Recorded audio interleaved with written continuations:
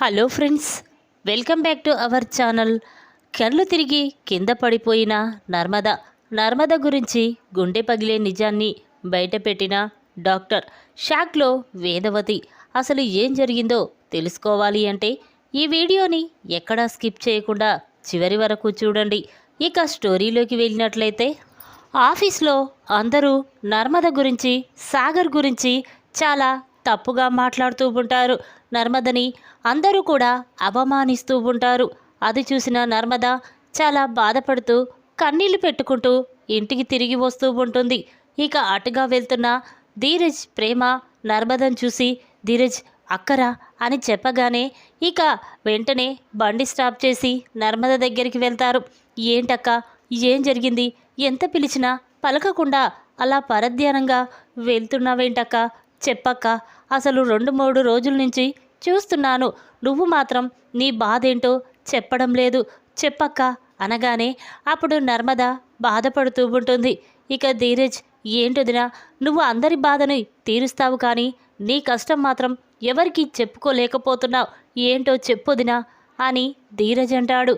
అప్పుడు నర్మద వెంటనే ప్రేమని హగ్ చేసుకొని, ప్రేమ, సాగర్ చేసిన పనికి అందరూ నన్ను అవమానిస్తున్నారు, బాధ పెడుతున్నారు.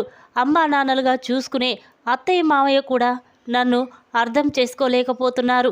ఇక నా బాధని ఎవరికి చెప్పుకోవాలి అని నర్మద బాధపడుతూ ఉంటే ఇక మాటలు విన్న ధీరజ్, వదిన 2-3 రోజులైతే అదే సర్దుకుంటుంది, ఇంటికి వెళ్దాం పద వదిన అని చెప్పి ఇక నర్మదని తీసుకొని ఇంటికి వెళ్తారు.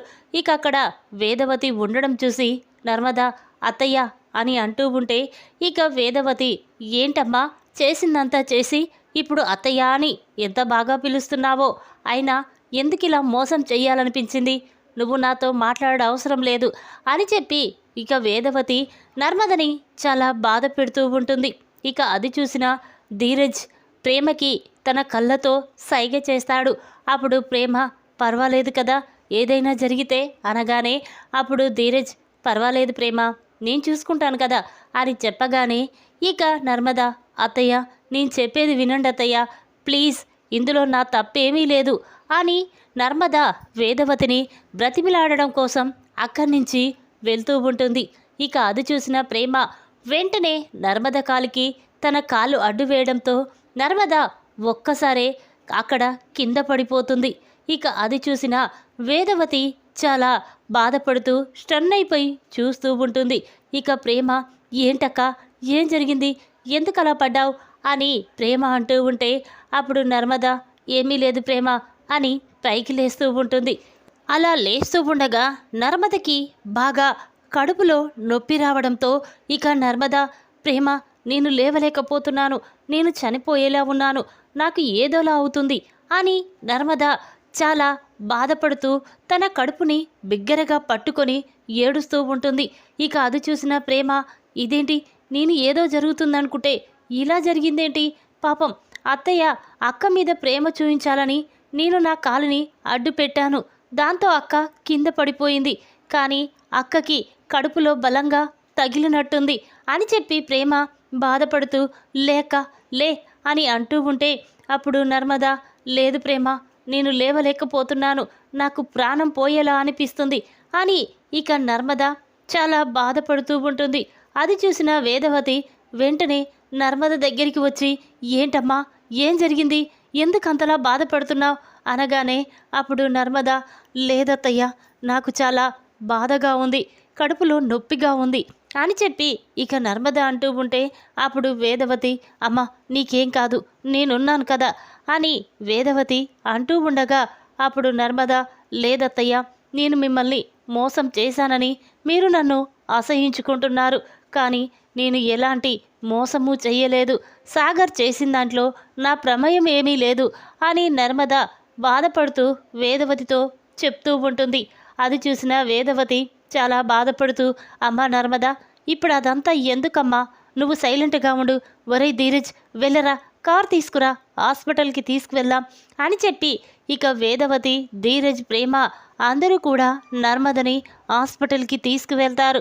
ఇక శ్రీవల్లి మాత్రం, ఇదేంటి, ఉన్నట్టుండి ఇక కింద పడిపోయి అలా బాధపడుతుంది, ఒకవేళ నిజంగా కడుపులో దెబ్బ తగిలిందా, లేక నర్మదా ప్రేమ ఇద్దరు కలిసి నాటకమాడుతున్నారా అని శ్రీవల్లి అనుకుంటూ ఉంటుంది. ఇక వేదవతి, ధీరజ్, ప్రేమ ముగ్గురు కలిసి నర్మదని హాస్పిటల్కి తీసుకువెళ్తారు. ఇక అక్కడ డాక్టర్తో జరిగిన విషయమంతా చెప్పడంతో ఇక డాక్టర్ నర్మదని ఐసీయూలోకి తీసుకువెళ్ళి ట్రీట్మెంట్ చేస్తూ ఉంటాడు. ఇక ఇక బయట ఉన్న వేదవతి, ధీరజ్, ప్రేమ అందరూ కూడా చాలా బాధపడుతూ ఉంటారు. ఇక ఇంతలోనే వేదవతి, ఒరే చిన్నోడా, వెంటనే సాగర్కి, చందుకి, మీ నాన్నకి గారికి ఫోన్ చేసి ఈ విషయం చెప్పరా అని చెప్పగానే ఇక ధీరజ్ వాళ్ళకి ఫోన్ చేసి వెంటనే నర్మద గురించి చెప్తారు. ఇక దాంతో సాగర్ అందరూ కూడా నర్మద కోసం హాస్పిటల్కి వెళ్తారు. ఇక రామరాజు వేదవతి దగ్గరికి వెళ్ళి, ఏంటి బుజ్జమ్మ ఇలా జరిగిందేంటి అనగానే అప్పుడు వేదవతి, ఇదంతా నా వల్లే అండి. నేను నర్మదతో మాట్లాడకపోవడంతో నర్మద నా దగ్గరికి వచ్చి బ్రతిమిలాడాలని చూసింది. అది వినకుండా నేను అక్కడి నుంచి వెళ్ళిపోతూ ఉంటే నా వెనకాలే రావడంతో నర్మద ఇలా కింద పడిపోయింది. ఇదంతా నా వల్లే అని వేదవతి చెప్తూ ఉంటుంది. ఇక అది విన్న రామరాజు, అవును బుజ్జమ్మ, ఒకవేళ నర్మద గురించి ఆలోచిస్తుంటే ఇదంతా అబద్ధం అనిపిస్తుంది. సాగర్ నర్మదకు కూడా ఈ విషయం చెప్పలేదనిపిస్తుంది. నర్మద ఎప్పుడైనా మనతో అబద్ధం చెప్పలేదు అంటే ఇదంతా ఆ సాగర్ గాడి పనే అని రామరాజు అంటూ ఉంటాడు. అప్పుడు వేదవతి, అవునండి, నర్మద ఏ చిన్న విషయమైనా నాతో చెప్పేది, కానీ ఈ విషయం చెప్పలేదు అంటే నర్మదకు కూడా తెలిసి ఉండదు. మనమే నర్మదని అపార్థం చేసుకున్నాం అని చెప్పి ఇక వేదవతి, రామరాజు మాట్లాడుకుంటూ ఉంటారు. ఇంతలోనే డాక్టర్ బయటికి వస్తారు. ఇక రామరాజు, వేదవతి డాక్టర్ను చూసి వెంటనే అక్కడికి వెళ్ళి, డాక్టర్, ఇప్పుడు మా కోడలికి ఎలా ఉంది? తన ప్రాణాలకి ఎటువంటి ప్రమాదము లేదు కదా, చెప్పండి డాక్టర్ అని అంటూ ఉంటే అప్పుడు డాక్టర్, చూడండి, మీకు ఎలా చెప్పాలో ఏం చెప్పాలో కూడా అర్థం కావడం లేదు. ఈ విషయం చెప్తే మీరు ఎలా బాధపడతారో కూడా తెలియడం లేదు. ఈ విషయం చెప్పాలంటే నాకు కూడా చాలా బాధగా ఉంది అని డాక్టర్ అంటూ ఉంటాడు. ఆ మాటలు విన్నా అందరూ కూడా కంగారు పడుతూ ఉంటారు. అప్పుడు వేదవతి, చెప్పండి డాక్టర్, నా కోడలికి ఏమైంది? తన ప్రాణాలకి ఎటువంటి ప్రమాదము లేదు కదా, చెప్పండి డాక్టర్, మీరు అనే మాటలు వింటుంటే నాకు చాలా భయంగా ఉంది అని వేదవతి అంటుంది. అప్పుడు డాక్టర్, చూడండి, ఇది చెప్పకూడని విషయం, కానీ మా డ్యూటీ ప్రకారం చెప్పక తప్పడం లేదు. పాపం ఆవిడ కళ్ళు తిరిగి కింద పడిపోయిందా, లేక ఉన్నట్టుండి తనే కింద పడిపోయిందా అనడంతో అప్పుడు వేదవతి, లేదండి డాక్టర్, తనే కాలు జారి కింద పడిపోయింది అనడంతో ఇక డాక్టర్, చూడండి, ఆమె కింద పడిపోయినప్పుడు తన కడుపులో బలంగా దెబ్బ తగిలింది. దాంతో తన గర్భసంచి పూర్తిగా పాడైపోయింది. అందుకే ఆవిడకి గర్భసంచి తొలగించేశాము. ఇక జన్మలో తనకి పిల్లలు పుట్టే అవకాశం లేదు అని డాక్టర్ చెప్పగానే ఆ మాటలు విన్న వేదవతి, రామరాజు, సాగర్ ఒక్కసారి స్టన్ అయిపోయి చూస్తూ ఉంటాడు. ఇక వేదవతి, డాక్టర్, ఏం చెప్తున్నారు మీరు? నా కోడలికి అంత బలంగా తగలడమేంటి అనగానే అప్పుడు డాక్టర్, అవునమ్మా, నేను చెప్తున్నాను కదా, తన గర్భసంచిని ఇప్పుడే తొలగించేశాం. పాపం ఈ విషయం తెలిస్తే ఆ అమ్మాయి ఎలా తట్టుకుంటుందో లేదో అని చెప్పి ఇక డాక్టర్ అక్కడి నుంచి వెళ్ళిపోతాడు. ఆ మాటలు విన్నా అందరూ కూడా చాలా బాధపడుతూ ఉంటారు. సాగర్ మాత్రం ఆ విషయం విని అక్కడే కుప్పకూలిపోయి బాధపడుతూ ఉంటాడు. ఇక అది విన్న రామరాజు మాత్రం వేదవతి, సాగర్ దగ్గరికి వెళ్ళి, ఒరేయ్, ఏంట్రా ఇలా బాధపడుతున్నావు అనగానే అప్పుడు సాగర్, లేకపోతే ఏం చెయ్యాలమ్మా, ప్రాణం కంటే ఎక్కువగా ప్రేమించుకున్నాం, పెళ్ళి చేసుకున్నాం, మాకు పిల్లలు పుడితే వాళ్ళని చాలా ప్రేమగా చూసుకొని మేము చాలా సంతోషంగా ఉండాలనుకున్నాం. కానీ అందుకేనేమో నేను ఇలా నాన్నను బాధ పెట్టినందుకు నాకు ఇలా జరిగింది. మాకు పిల్లలు పుట్టే అవకాశము కూడా లేదు. ఈ విషయం నర్మదకి తెలిస్తే ఎలా తట్టుకుంటుందో, అసలు ప్రాణాలు ఉంటాయో లేవో కూడా అర్థం కావడం లేదమ్మా అని చెప్పి ఇక సాగర్ చాలా బాధపడుతూ ఉంటాడు. ఆ మాటలు విన్న వేదవతి కూడా గుండె పగిలేలా బాధపడుతూ ఉంటుంది.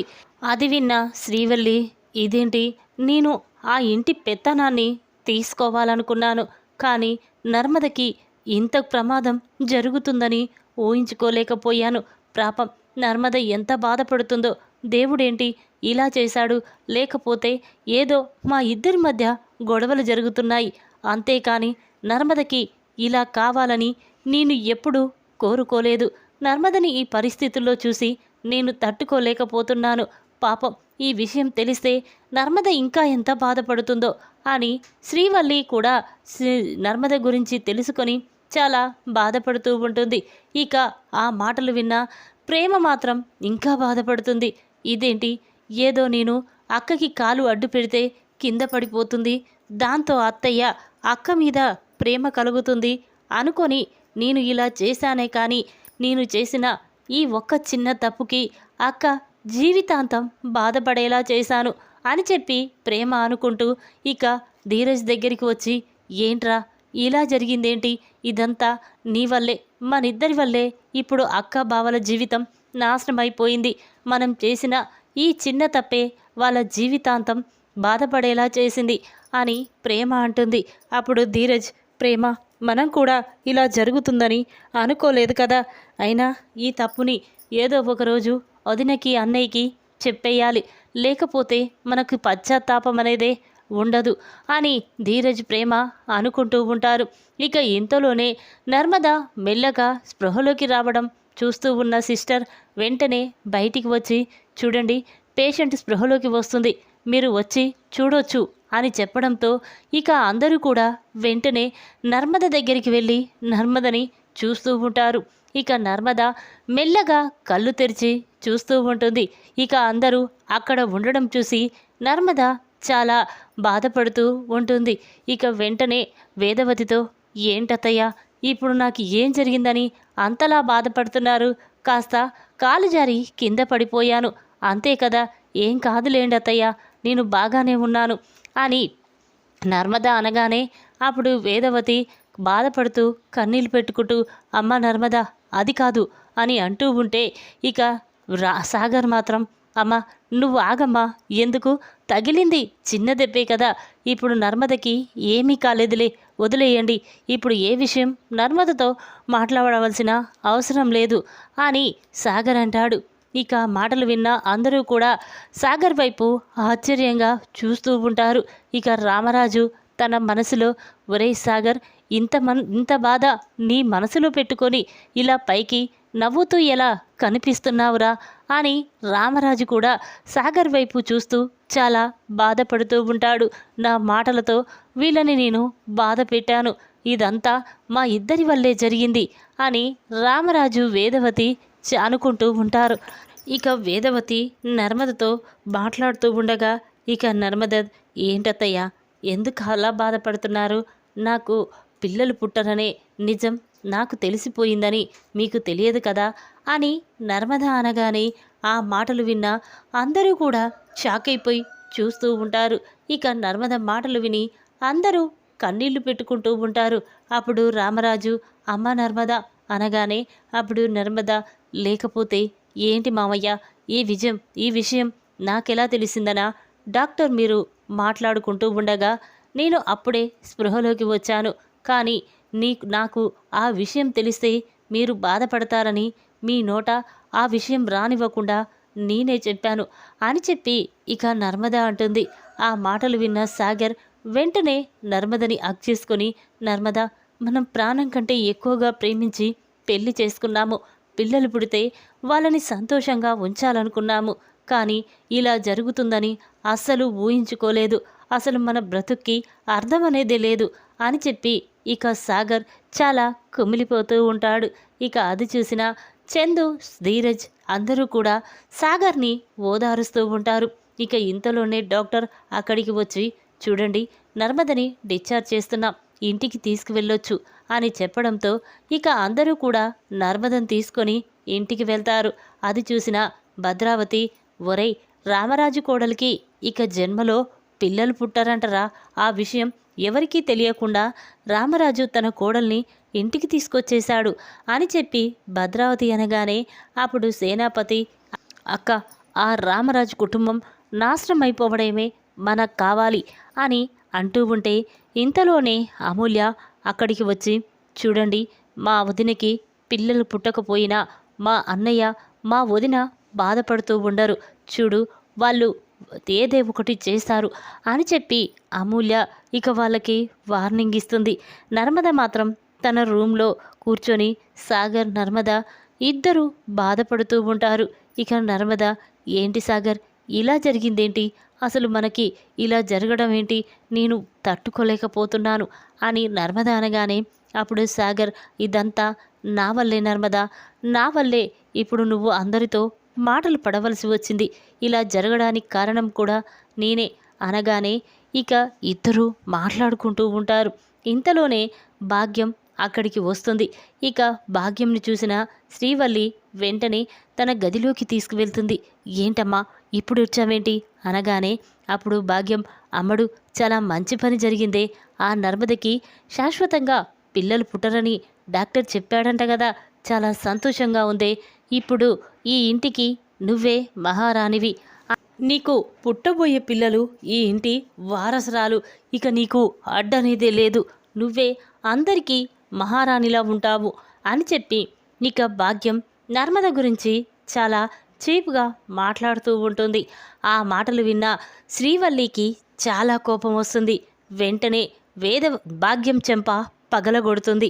ఛీ, ఏ మనిషివమ్మా నువ్వు అనగానే అప్పుడు భాగ్యం, అదేంటే అలా మాట్లాడతావేంటి, ఆ నర్మద వల్లే కదా మనకింత బాధ, అసలు ఆ నర్మదకి ఇప్పుడు పిల్లలు పుట్టరని తెలిసింది, ఇప్పుడు మనం తనని అవమానించవచ్చు, బాధ పెట్టొచ్చు, ఆ మాటలతో తలదించుకొని చస్తుంది, ఏంటే ఏం మాట్లాడుతున్నావు అనగానే అప్పుడు శ్రీవల్లి, అమ్మ, అసలు నర్మదంటే నాకు కోపమే, కానీ తన జీవితమే ఇలా నాశనం అయిపోతుందంటే నేను చూస్తూ ఎలా ఊరుకుంటానమ్మా, తను కూడా ఒక ఆడపిల్లే, కానీ తన మీద కోపం ఉంది, కానీ తనకి శాశ్వతంగా పిల్లలు పుట్టకుండా ఉండకూడదని అస్సలు అనుకోలేదు, లేకపోతే నాకు ముందు పిల్లలు పుట్టాలని అనుకున్నానే, కానీ ఇలా నర్మదకి జరగాలని నేను ఎప్పుడూ అనుకోలేదు, ఇంకొకసారి నర్మద గురించి తప్పుగా మాట్లాడావంటే నీ ప్రాణం తీసేస్తాను, ఇదంతా నీ వల్లే ఇలా జరిగింది, ముందిక్కడి నుంచి బయటికి నడు అని శ్రీవల్లి ఇక భాగ్యంతో చెప్పగానే ఇక భాగ్యం చాలా కోపంతో రగిలిపోతూ అక్కడి నుంచి వెళ్ళిపోతుంది. ఇక శ్రీవల్లి మాత్రం నర్మదకి అలా జరిగినందుకు చాలా బాధపడుతూ కన్నీళ్లు పెట్టుకుంటూ ఉంటుంది. నర్మదని మొదటి నుండి నేను చాలా బాధ పెట్టాను, పాపం ఇప్పుడు తన జీవితమే ఇలా నాశనం అయిపోయింది అని అనుకుంటూ ఉంటుంది. ఇక అందరూ కూడా నర్మదని సాగర్ని చాలా ప్రేమగా చూసుకుంటూ ఉంటారు.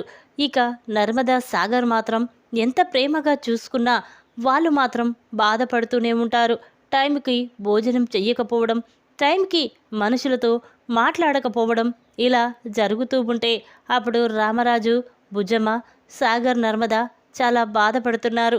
అలాని ఎలా ఓదార్చోలో కూడా నాకు అర్థం కావడం లేదు అంటూ ఉంటే అప్పుడు వేదవతి, అవునండి, వాళ్ళిద్దరిని చూస్తుంటే నాకు కూడా చాలా బాధగా ఉంది, అసలు నర్మద పడే బాధని ఎవ్వరము తట్టుకోలేకపోతున్నాము అని చెప్పి వేదవతి అనగానే అప్పుడు ప్రేమ నర్మద దగ్గరికి వెళ్ళి, అక్క, నువ్వేమీ బాధపడొద్దు, నాకు పుట్టబోయే పిల్లల్ని నీకే ఇస్తాను, నువ్వే వాళ్ళని కన్న తల్లిలాగా పెంచక్క అని ప్రేమ అనగానే అప్పుడు నర్మద ప్రేమని హగ్ చేసుకొని, ప్రేమ, నా జీవితం ఇలా అయిపోతుందని అస్సలు అనుకోలేదు అని ఇక నర్మద బాధపడుతూ ఉంటుంది. ఎందుకు ప్రేమ, మా జీవితాలు ఏమిటికి, అసలు మేము బ్రతకడం కూడా అనవసరం, ఎవరి కోసం బ్రతకాలి, ఎందుకోసం బ్రతకాలి, అసలు జీవితం మీదే విరక్తి పుడుతుంది అని నర్మద అంటూ ఉంటే అప్పుడు ప్రేమ, అక్క, ఏంటక్క అలా మాట్లాడతావు అనుకొని ఇక తన మనసులో, ఇదంతా నా వల్లే నర్మదక్క జీవితం నాశనం అయిపోయింది, నేను ఆ కాలు అడ్డు పెట్టకపోయి ఉంటే అక్క కింద పడిపోయేదే కాదు, తనకిలా జరిగేదే కాదు, నా వల్లే అక్క బావల జీవితమే ఇలా అయిపోయింది అని ఇక ప్రేమ కూడా చాలా బాధపడుతూ ఉంటుంది. ఈ విధంగా కళ్ళు తిరిగి కింద పడిపోయిన నర్మద నర్మద గురించి గుండె పగిలే నిజాన్ని బయటపెట్టిన డాక్టర్. షాక్లో వేదవతి.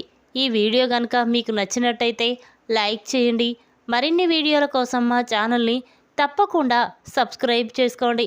Thanks for watching.